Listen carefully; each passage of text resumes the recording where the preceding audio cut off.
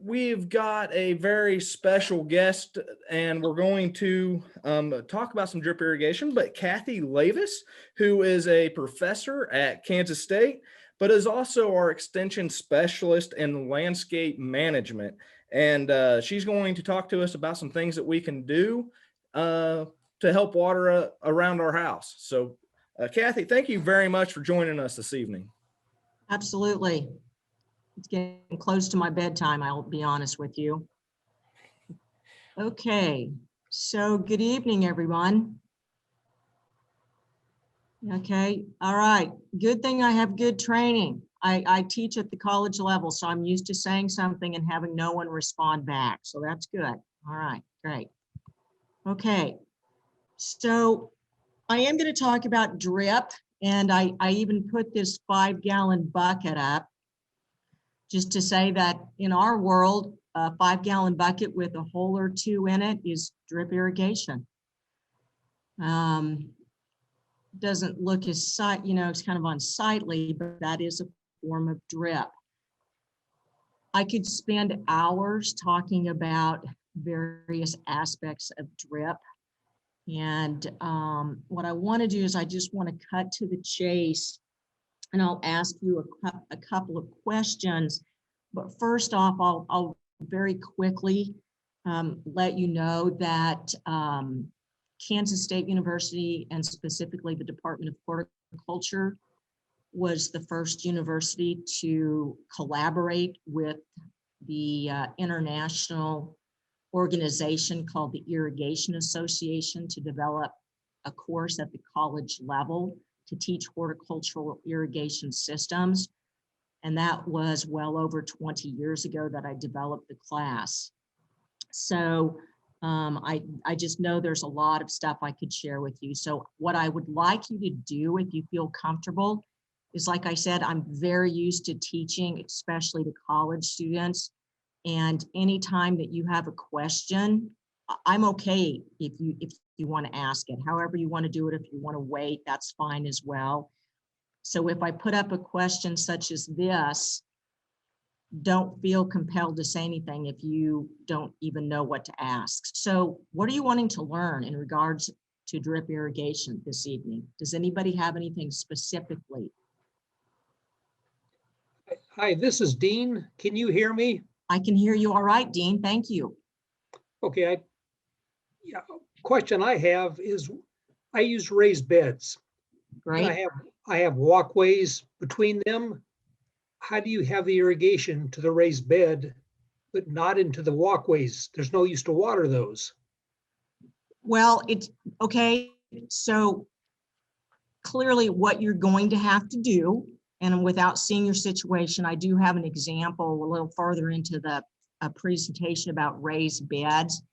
But if you want to get water from one bed to the next bed, you are going to have to introduce either a small diameter poly pipe that does not have emitters in it that would carry the water from bed to bed. You could do that with a small diameter polyethylene drip pipe.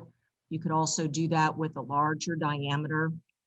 You could also do it with PVC. So it just would depend on how you want to make those connections, but that's the only way I would know of. Okay, thank you. You bet.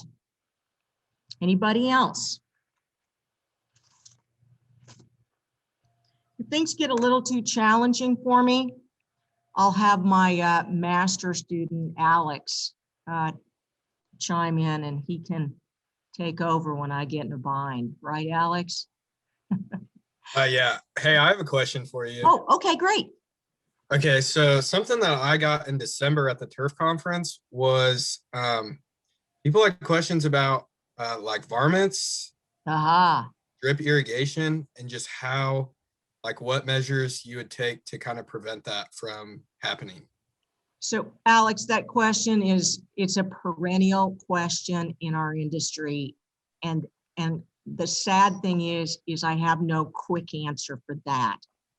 Anytime, whether it's a soaker hose, which is a pressure compensating delivery system, whether it's just a good old soaker hose, or our drip tubing, our drip emitters, what happens is once those critters find that water and they've gotten water out of that, say the irrigation system is running, they're going to come back and they're going to look for that water. And if they don't find water because your system's not on, they're going to chew through it looking for it.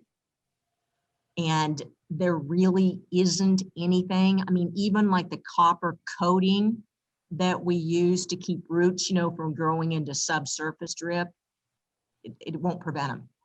I just don't have, you know, cats, dogs, something like that, but there's nothing mechanical that I know of.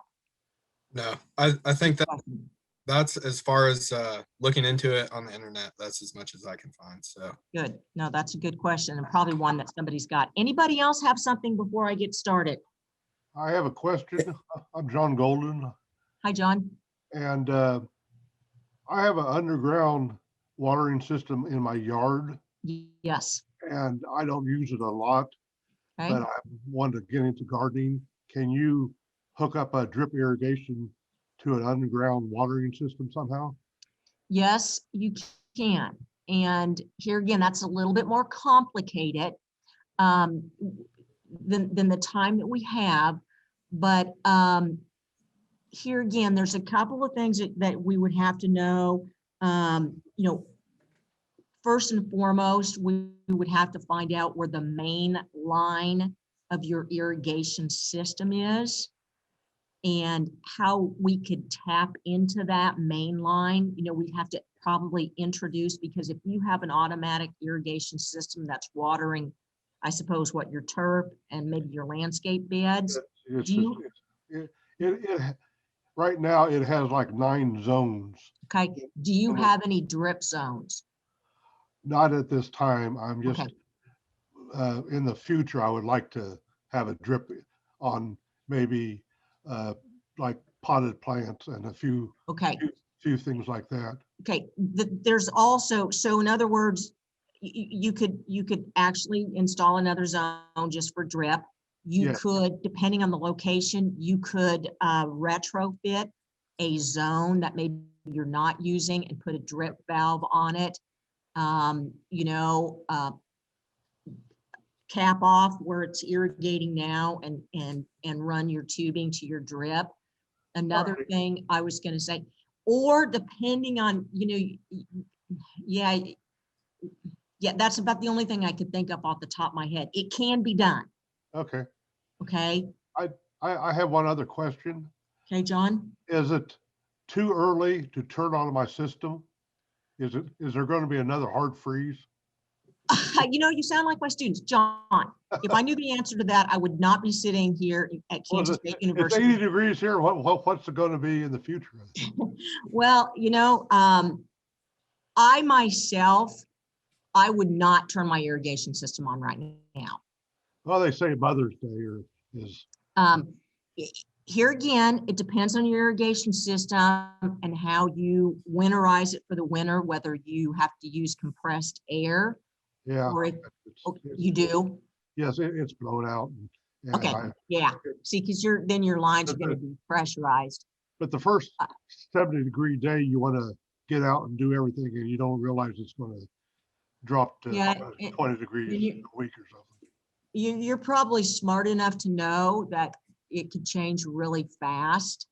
But I would not introduce water to my blowout irrigation system. Okay.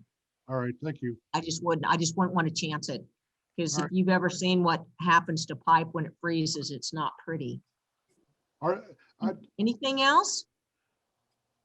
Are you just standing at a computer? It just looks like you're far away, and I like to.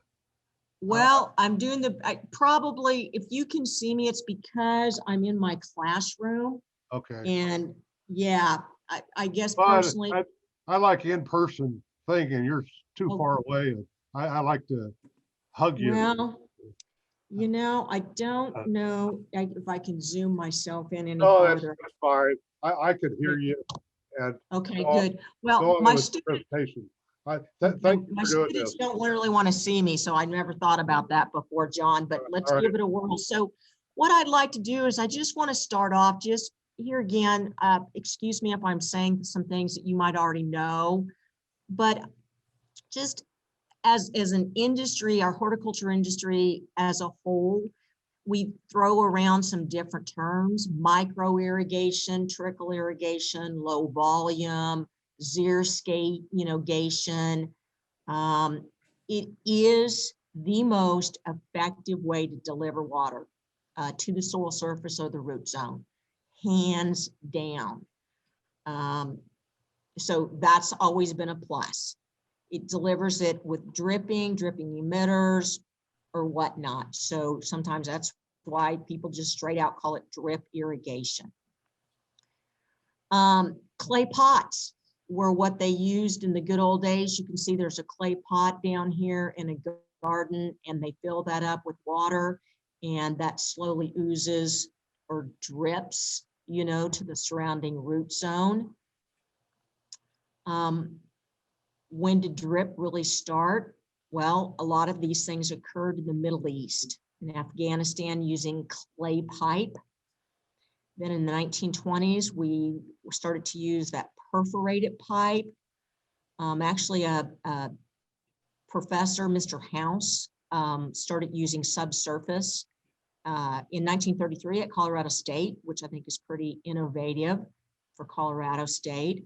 And then when the molded plastics hit the scene after World War II, is when we slowly started to see folks like Mr. Hunter, who started Hunter Irrigation, Rainbird. A lot of these companies really started to dink around with, components and parts and things like that.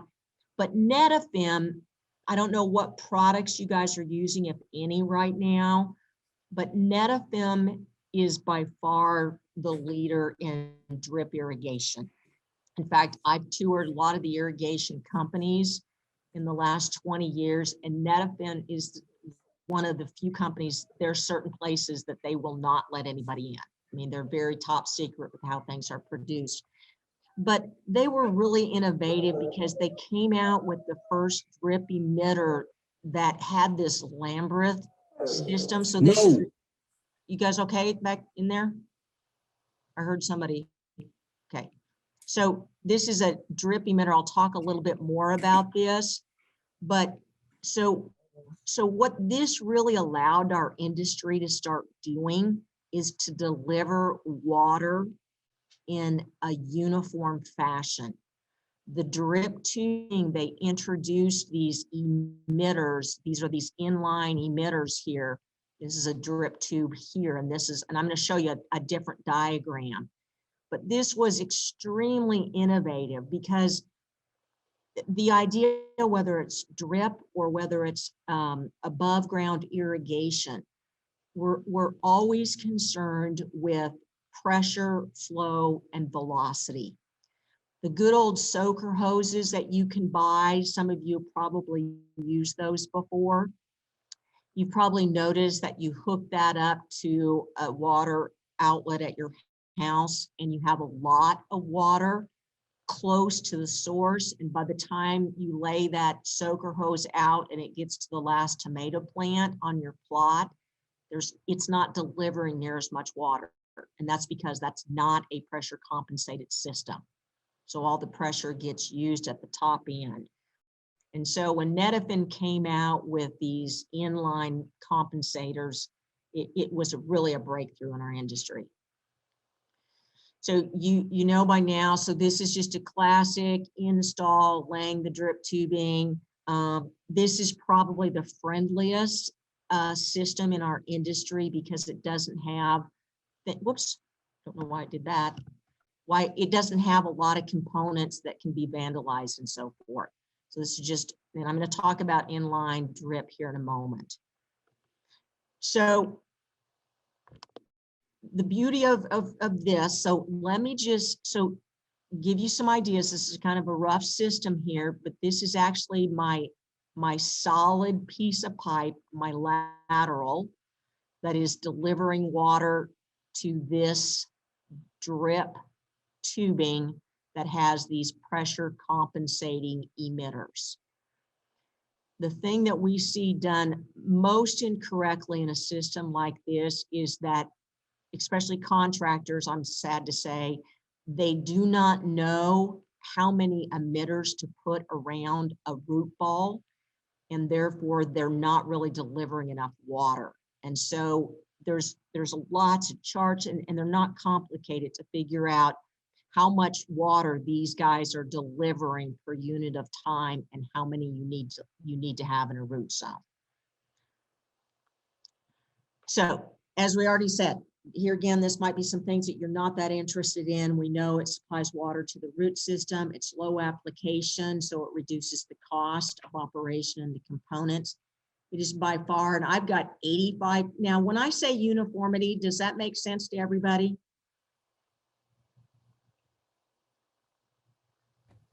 It makes sense to me, yes. Okay. What that really is saying, it's like a rain event. So if we have a rain event, and you had catch cans set out, probably every one of those catch cans in your front yard is going to have the same amount of water in it. That will not occur in an automated above ground sprinkler system. Drip is by far more uniform, and I've even seen systems that are 95% efficient. The nice thing is we can keep that soil moisture relatively constant, so we're not letting it have those deep dry out events. We're delivering water fairly consistently. We definitely know that it reduces disease issues and any sort of organisms because the foliage is not wet consistently. It's great on slopes. It's really great in tight soils because we can change those emitters and deliver water a lot slower. And then it saves water because we're not evaporating water like we do when we throw water up in the air. We're not getting the runoff. Deep percolation is only going to happen if you're the kind of irrigator that lets your system run for a really long time. It's a little bit more challenging in a drip situation to really know, how long do I need to run my system before I actually am irrigating so much that the water is too deep for the root system. In other words, what we want is we want to wet that profile just to the rooting depth and not any deeper. And that's a little bit more of a challenge to determine the run times for a drip system, but there's ways to do that. And I'll try to talk about that a little bit more. And then we can change our watering depending on our plant material. So some other things that I don't think I'll go into with you all, a little bit more important maybe with my college students. We also know there's disadvantages. Sometimes here again, to Alex's question from what he got at the Turfgrass conference, we may see more frequent maintenance just because the critters will chew through them. Our students sometimes outside of Throckmorton, when they're pruning, they'll cut a drip line right in half because they can't see it.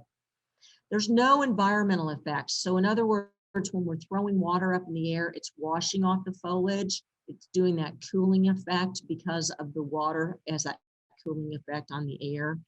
And so we don't see that as much. And there again, I've got right there for you, susceptible to rodent and vandalism. The other thing that drives people crazy with drip is you can't see it working. So you don't know unless you walk over and check it. The salt buildup at the perimeter of the watering area, that's going to happen particularly if you don't have the right run time. And then clogging anytime that those emitters get clogged, because even if you're using a filter, we do see clogging because of the calcium and the minerals in the water. So let's now talk a little bit about, do I have any questions yet? Okay, let's just talk about a few things in terms of designing a system.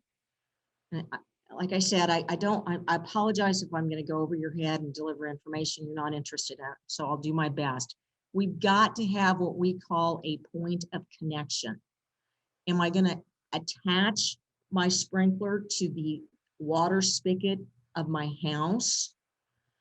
Or in, I think it was John that asked the question, in his case, his point of connection is going to be, tapping into the irrigation system that has the point of connection at his meter. So where are we going to connect our water? Where are we going to get the water from? In a drip system, I would highly discourage you from your point of connection being water that comes from a lake or a pond, just because you're going to get a lot of clogging. We do want to be concerned with what the operating pressure is, or the PSI. That's why if you're using, and there's ways to do this for both the connecting to your house and with your automatic system. We want the operating pressure for drip to be somewhere between 25 and 40 PSI. I'll talk about that a little bit more later.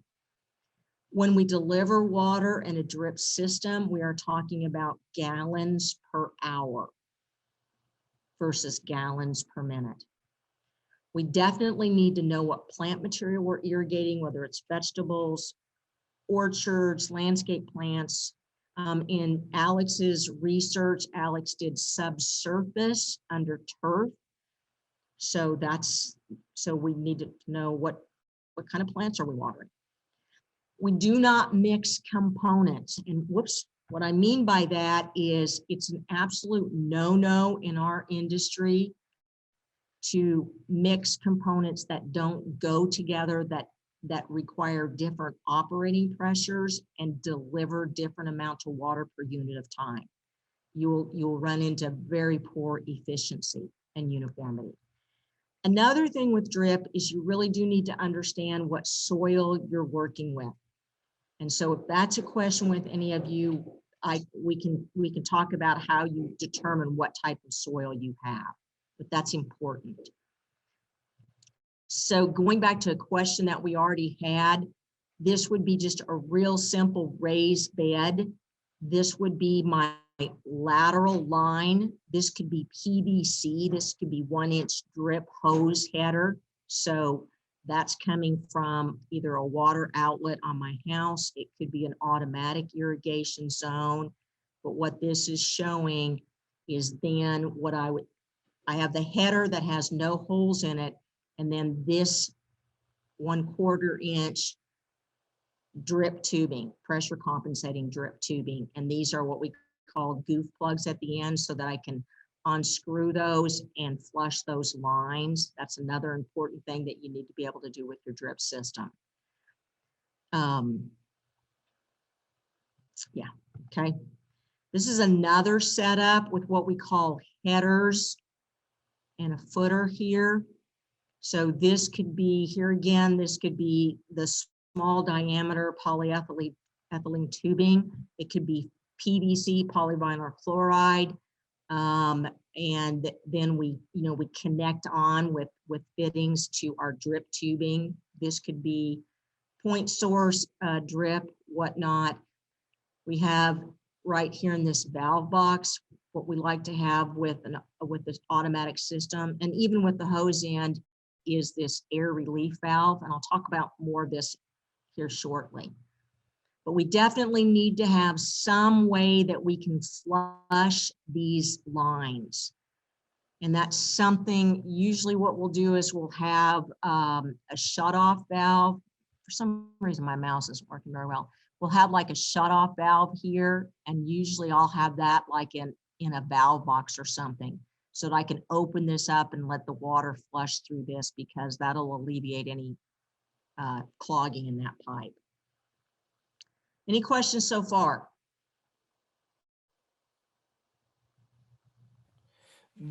Kathy, the only question I've received thus far, and I think we might get into this a little bit later, but can we use drip on tomato plants, or are there certain plants maybe we don't want to use drip on? But this question was just solely on tomatoes. Nope, absolutely. That's a great way to use drip. And what I'll show you, you can, like I said, to me, the easiest form of drip and what our landscape contractors will use most of the time is the inline drip tubing that has the emitters that are spaced 12, 18, and 24 inches apart. That's the easiest method, I think, of drip. But there's the point source, and I'll show you that here shortly. But no, any vegetable garden, it's ideal to use drip, ideal. Here again, I know Ryan's going to save this for you so you can go back to this, but I talked just real briefly. Definitely you should have an understanding of what type of soil you have. If you have a raised bed, maybe you have more of that really great loam type of a soil, but you do need to be aware of the delivery of your drip emitters, regardless of how you're delivering, whether it's inline or not. We want that water to come out a lot slower, you know, okay, because we want it to seep in versus a sandy soil, 2 to 4 gallon per hour emitters. The spacing is going to be closer, okay, because in a sandy soil, water is going to move rapidly down into the soil profile. So we want those to be spaced a little bit closer, and then 1 to 2 gallons per hour for a really nice loam soil, something that you've been able to amend. We don't get too worried about spacing, but back here again with the clay soils, we want slow water delivery so the soil has a time to take it up, and we're going to space our emitters farther apart, and that would be conducive with the tomato question as well. So regardless of how you're going to set up your drip irrigation system, whether it's through an automatic irrigation system or connecting to the water source, there's a couple of things to bear in mind. I already mentioned the fact, I'm going to talk about how you regulate your pressure here shortly and how you can determine your pressure. We definitely want pressure regulation. It's the only way to deliver water as uniformly as possible. I'll talk a little bit more about that shortly. We definitely want a filter of some sort. We want that sediment to stop at the source so it doesn't end up in our emitters.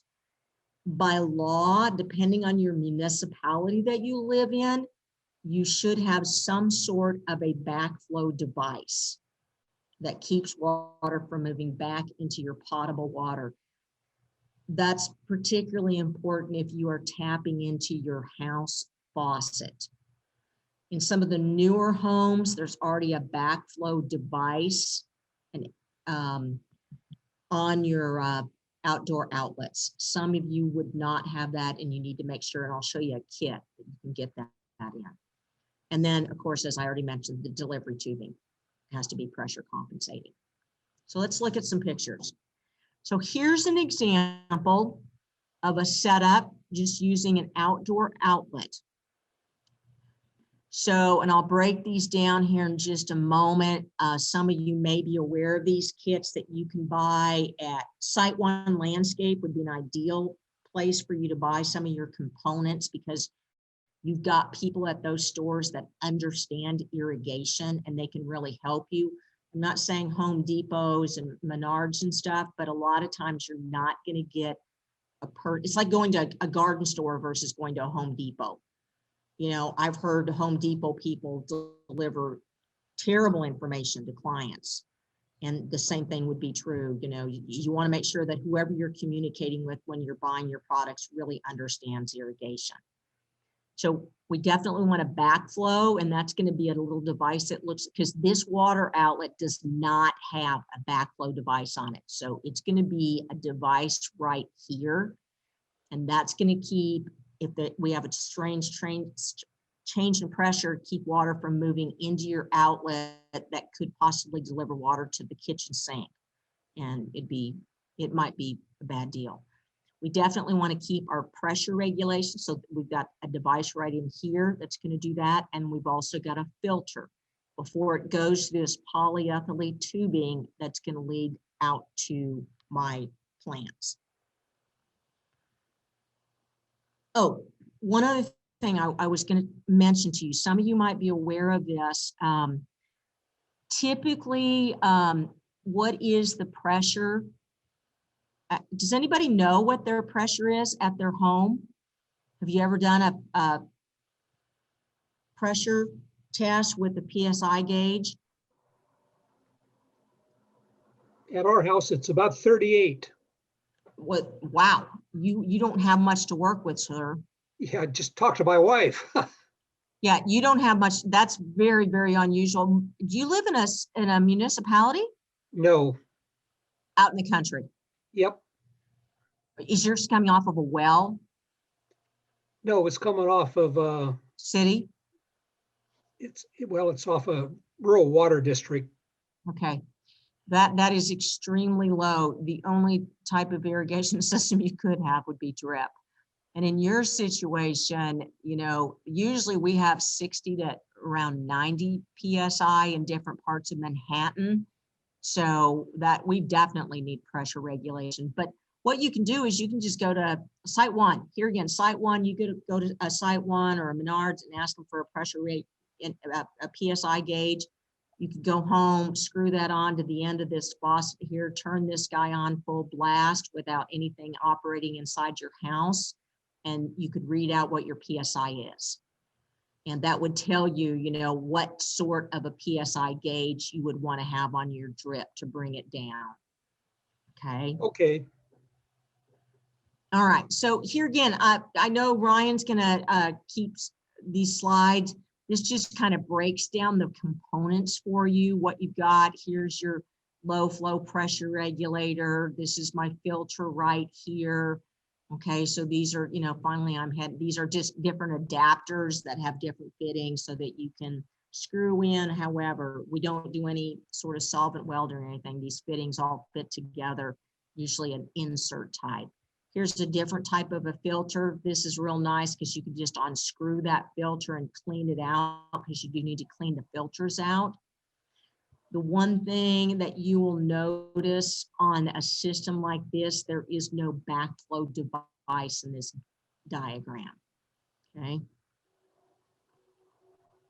All right, the next thing, and here again, what I'm doing now, you guys, is I'm coming from the point of connection to the next components as they start to deliver water out into the field.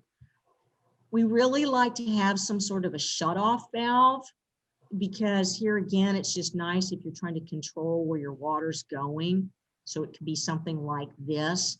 Here is a close-up of the air relief valve, and that would go at your source. Whoops, let me go back. I don't know why this slide does that.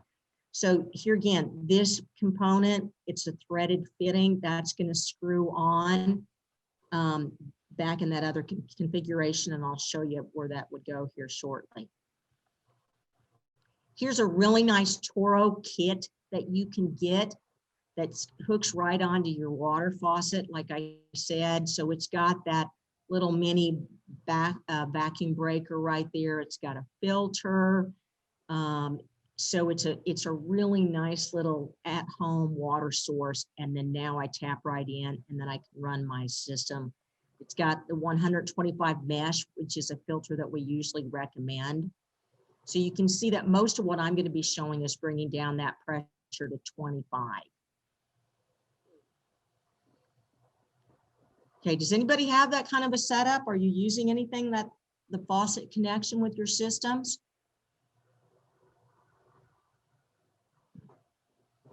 And when I hear crickets, that means we have a faucet set up on, or have some drip irrigation on a master gardener's pollinator garden in Anderson County. But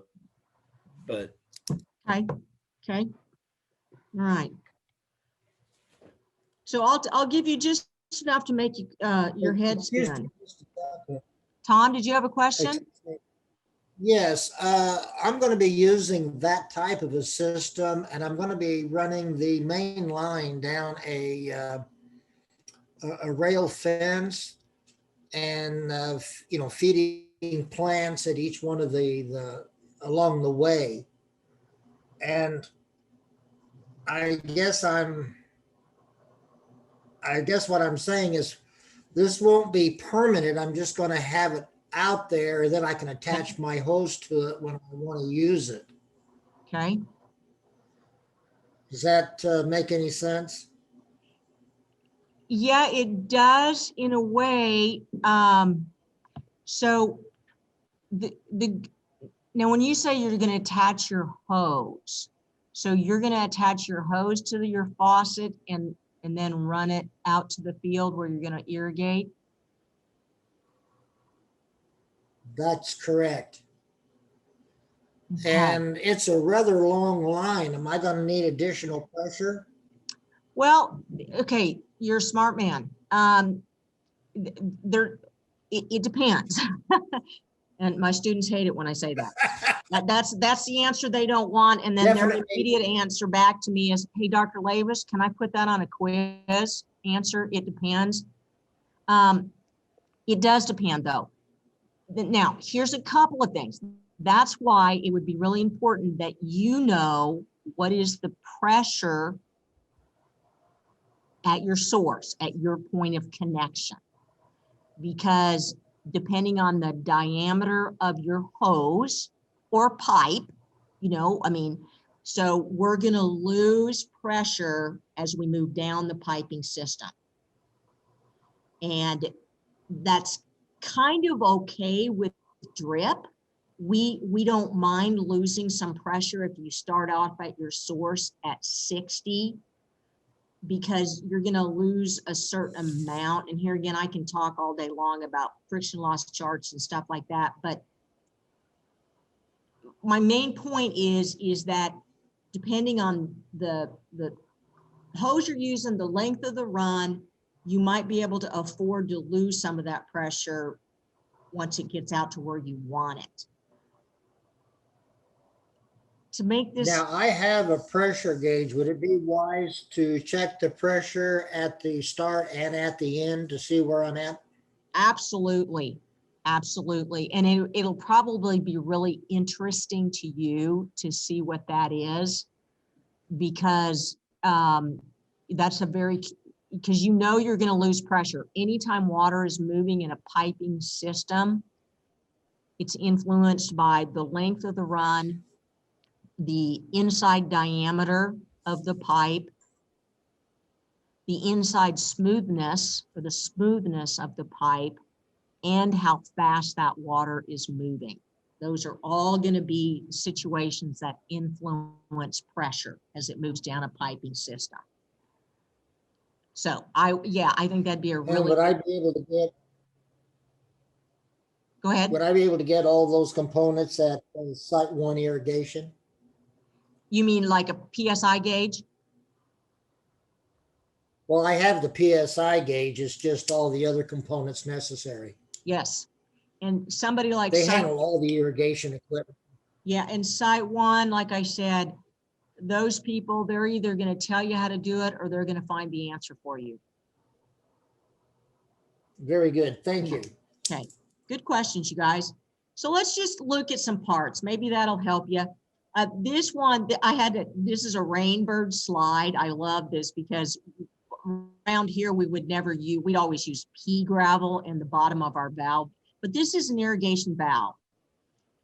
Now, is this something that is totally foreign looking to most of you or not? So let me just say, so here's my PVC, this is my fitting. So I know from looking at this valve that my water source is coming from this direction. This is my electric solenoid valve. Downstream of the valve, this is my pressure regulator and filter all in one. And this is rated to 25 PSI. So then when water exits this unit and goes downstream, I've got the pressure that I want and it's filtered water. That's an in-box, very nice. And the gentleman that asked me the question about tapping into his automatic irrigation system, That's what I'm thinking, is that you would be able to find your main line, and you might have to do some digging, you know, to get your pipe underground to the source where you want it. But you could easily, with some manual labor, install a drip valve that could irrigate your garden this direction. Just to give you a real close-up view, a valve like this is what I'm talking about. So if you have an automated system, you know, I'm not going to quiz you on the solenoid and all that stuff, but this just gives you an idea. So all I have to do is unscrew this little top here, pop the filter out, flush that filter in some nice clean water, and I'm ready to go. I recommend washing your filters spring startup and then a time or two during the season, so that you have an idea of how often you have to clean your own filter, because it just depends on where you are. We have a lot of contractors that install drip irrigations in people's landscape, and they don't use a filter and a pressure regulator, and I think that's really bad news, even for city water. This is what your filters look like, so they're real easy to pop out and clean. The different mesh, I usually have 125 mesh, so those are, and you can buy new ones and all that kind of good stuff. So that's a filter. Then our piping, how are we getting water to our system? So here's the polyethylene small diameter drip tubing. This is for our laterals. There's no emitters in this. This is how I'm getting water from one point source to the other. This, okay, so this is my inline drip tubing with my emitters. I'm going to show you some emitters in a minute, spaced every 12, 18, or 24 inches.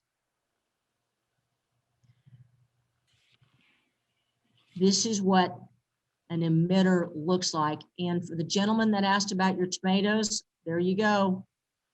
Okay, so this is my emitter right here.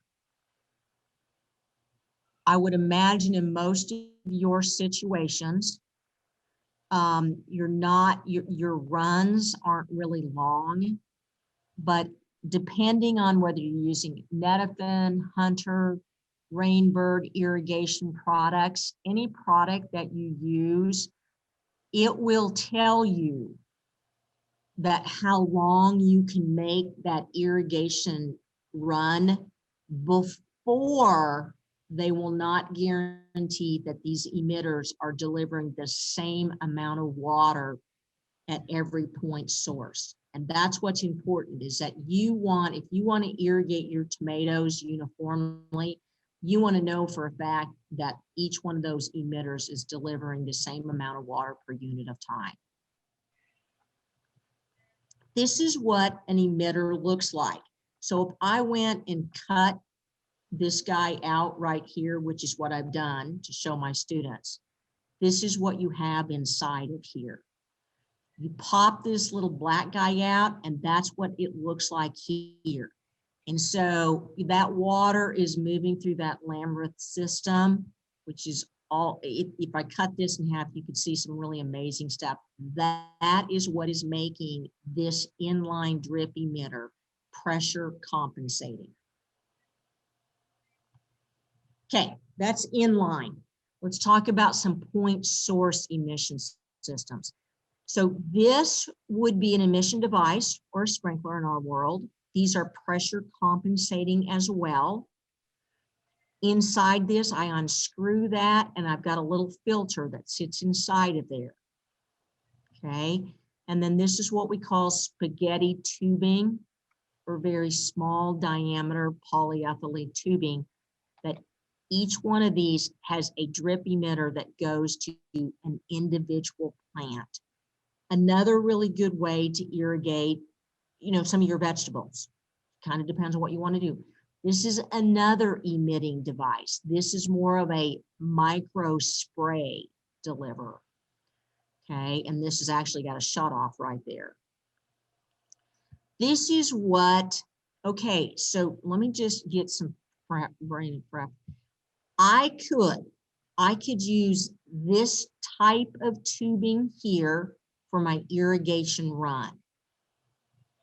What I would do then is I would, using a special tool that makes the special hole in that tubing, I would insert this drip emitter. This is delivering 1/2 gallon per hour out of this little drip end here. This is also a pressure compensating. That would allow you to introduce, and here again, you got to read the label, but you could introduce a point source. We call this point source because it's going to be delivering water right to my source. But that would allow you to use a polyethylene drip pipe that you actually introduced your drip components into and had a point source versus the inline. Here again, all of this stuff you can get like at Site One, and I know Home Depot sells a lot of Toro products. Okay. But here again, so this is just letting you see what I think my slide might have gotten a little out of whack here. That should have been the other one. So let's just ignore that. My favorite components, Netafin, Rainbird, Hunter. They have just done a lot of research. I always tell my students that these companies want their products to be user-friendly and efficient because they know if they're not, they won't be in business. So I would encourage you, if you have not done so already, you can get on any one of these manufacturer websites. They've got great little short videos that explain how they're pressure compensating. They've got design brochures. They've just got a wealth of information, but I would recommend, you know, in today's Google world, is to use companies like this, because I've been in their manufacturing, and they do just incredible amount of research on their products. So I think I tried to stay within the time frame that Ryan gave me. So about the only other thing that you might ask is how frequently. And I will tell you that usually an application, this happens to be, you can see the tubing right here. So we're actually irrigating these urns using, you know, a small spaghetti tubing that comes up, and those could come up through the bottom of the pot as well. Usually you're going to have to irrigate a little bit more regularly, 1 to 3 days, kind of depending, so that you keep that soil moisture consistent. And that's it, you guys. That's all I have for you. I've delivered just enough to confuse you probably. This is Ann Rogers. I have a question about using rain barrels for the water source. Yes. Would it work? Here again, yes, you can, Ann. You can absolutely. Now, the thing about that is, would I have? You probably got. Yeah, you know, you've got an outlet. You've got a spigot on that, don't you? And that's how you're, like a hose is attached to it. Yes. So the only problem that I can see that you're going to run into with that is just the uniformity of the delivery, and if you have enough pressure to get the water from that the rain barrels that I've seen before, you know, when you turn on the little, you know, spigot, the on-off valve, doesn't flow very fast, but maybe yours does. Well, we were thinking about putting a little pump on it so we could get a okay. Okay. Yeah. You could do that. And here again, I think, you know, just with what I've shown you, you can get those little kits, and I think you could do the same thing. There's no reason that you really couldn't if you really think about it, but you probably are going to need a pump, because it would be kind of fun for you to get a pressure gauge and screw it onto the end of that hose that's coming out of your rain barrel and see what sort of PSI you get. Not much. Yeah, I would question that you would. So you could get yourself a little pump and do it that way.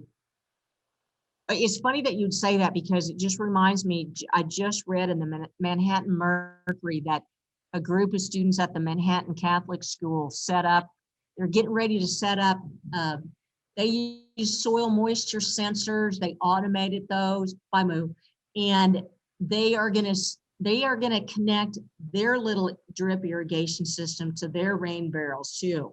And I posed the question to them, how are you going to know you have enough pressure and all that kind of stuff? And of course, the kids kind of scratched their head and stared at me. But that's what you're going to have to figure out. Is how Thank much, you. yeah.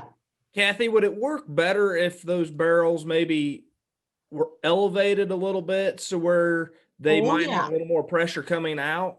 Absolutely, Ryan. Yes, absolutely. Because that's why our water towers are, because we gain pressure when we go downhill. Another question that I had sent to me, and just on average, how long do these parts last before they need replaced? I mean, I know the sun, being plastics, the sun's going to deteriorate them. How long are we looking? Are we looking at 5 years or? Yes, most of the tubing, it does break down with the UV rays, but I'd say hard exposure to solar radiation, probably 5 years. PVC tubing is the worst. What'll happen with PVC is it'll develop these very, fine hairline, almost cracks from sitting out in the sun. Okay. A lot of the drip tubing is designed to be mulched, if you want to know the truth. So yeah, I'd say, and some of your companies will tell you how long those parts will last in that full being sun. I can tell you that we have to replace the irrigation parts out in our greenhouses here at K-State, usually about every 4 to 5 years, that are hard exposed. Okay. I have a question. Yes.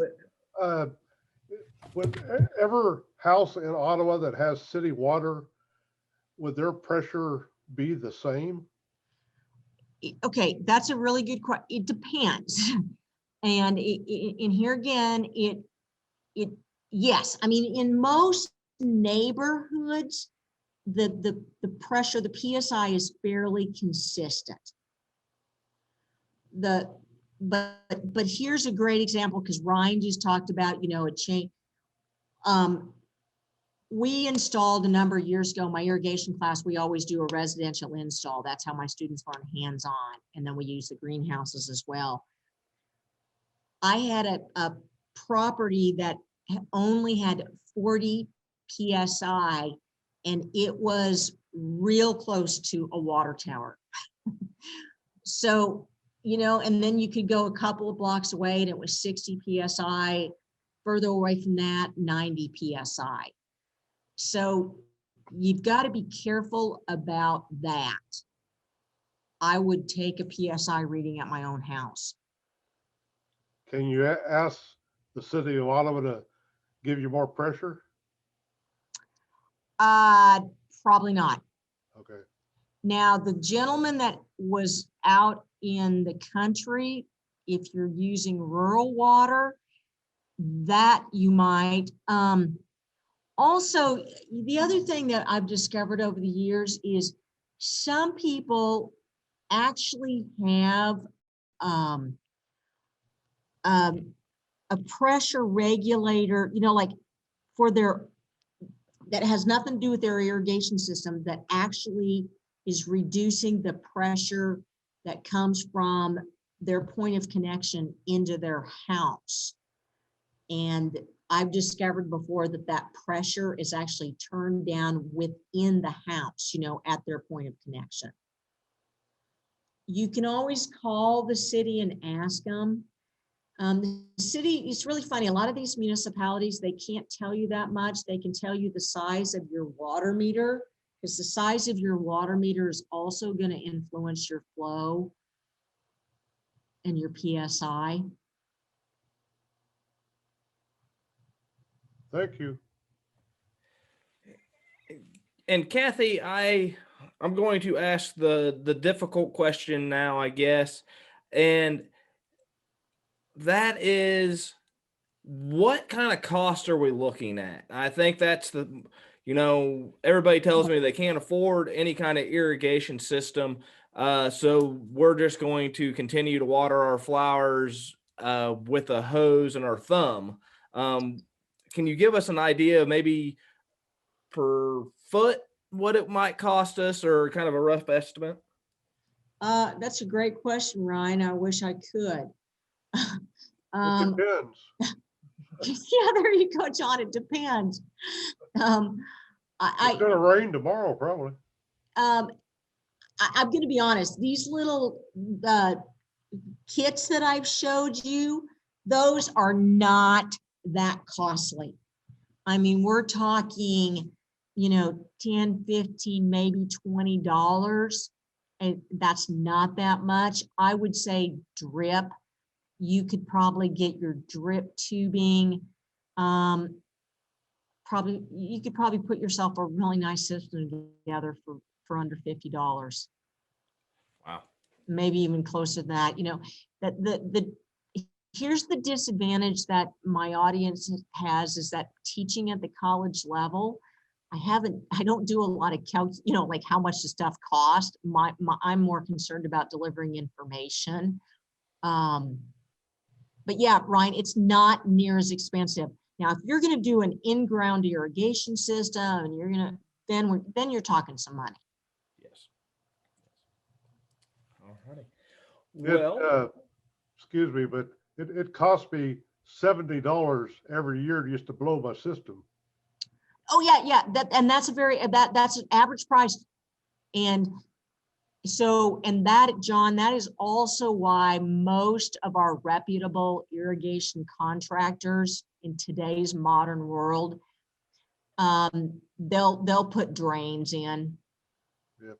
Because then now here on the flips, so drains are great, because when drains are installed properly on an irrigation system at the low points on the main line and downstream of the valve, water is, in other words, your pipes aren't pressurized. So if you get a freeze, there's room for expansion of the water that might be left in the piping system. The bad thing is if a drain fails, you don't know it until you lost, a hard freeze. So even though you have to pay the $70, and it's kind of too bad that you can't turn your system on and off when you want to. Well, eventually I'm going to try to get an air compressor myself and blow it out myself. Yeah, you don't have, so volume of air, okay, the volume of air that you're delivering. So whatever compressor that you purchase, yes, you need the pressure.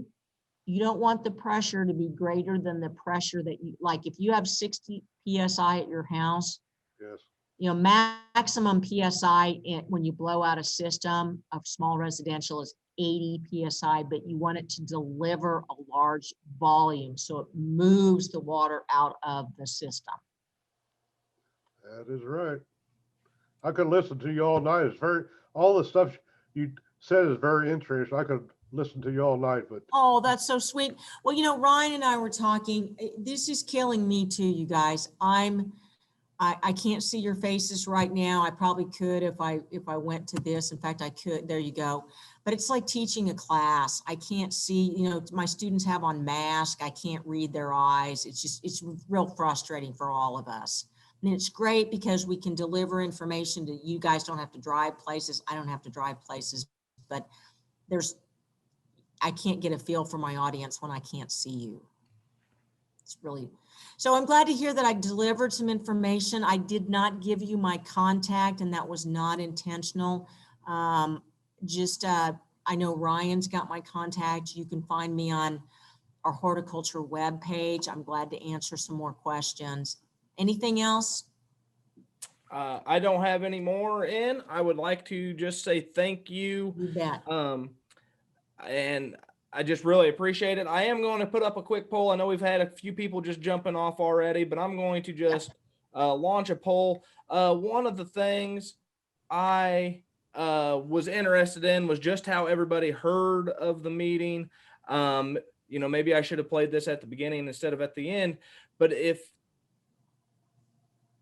I would like to know where to put my efforts at when going to advertise or promote meetings. And it looks like we've got a few other, getting a few votes in. And I just appreciate that. So everybody that joined us on Facebook Live or joining us live tonight on Zoom, I just want to say thank you. And as Kathy said, it's this is not the way I like to give presentations either, but it's kind of what we have at this point. So, yep. Thank you all very much. You were a very nice audience. I appreciate it.